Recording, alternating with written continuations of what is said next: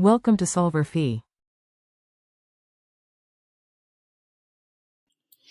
In this video, I want to talk about how monopoly might be different from a perfectly competitive firm. The first thing and the obvious thing is the barriers to entry. Whether it is government enforced, a natural resource, or just a natural barrier to entry,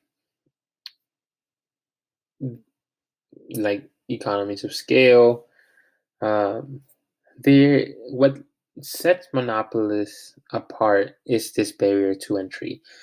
It becomes very difficult for anyone else to come into that monopolist's market.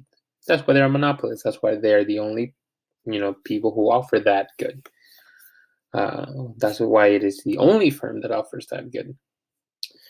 In a perfectly competitive market, we don't have barriers to entry. I mean, if someone wakes up in the morning and says, "Hey, I want to make this good," they can do so.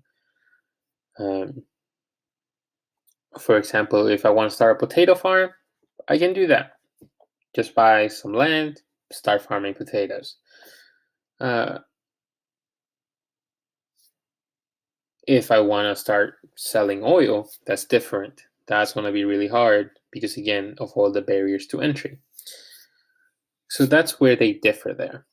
Perfectly competitive market, no barriers to entry at all. Monopolies, really high barriers to entry.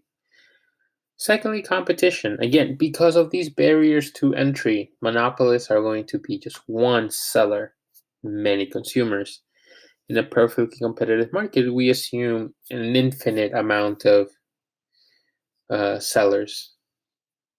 Oh, well, maybe not infinite, but a really high amount of sellers.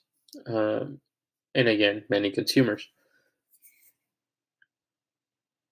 We have to realize that in the long run, when we discuss perfectly competitive markets, in the long run, profits were zero. And that is because since there are no barriers to entry, people are going to come in and leave if you have positive or negative profits, respectively. In a monopoly, if there are profits in that market, people still can't come in dragging your price down. It's just not possible, right? Or it becomes really hard to do so. So, in the long run, monopolies are going to be able to maintain a positive profit.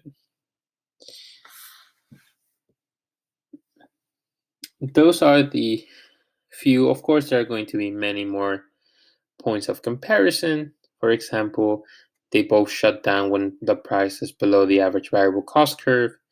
And I'm sure you can think of many other comparisons. But those are the ones that I wanted to touch in this video.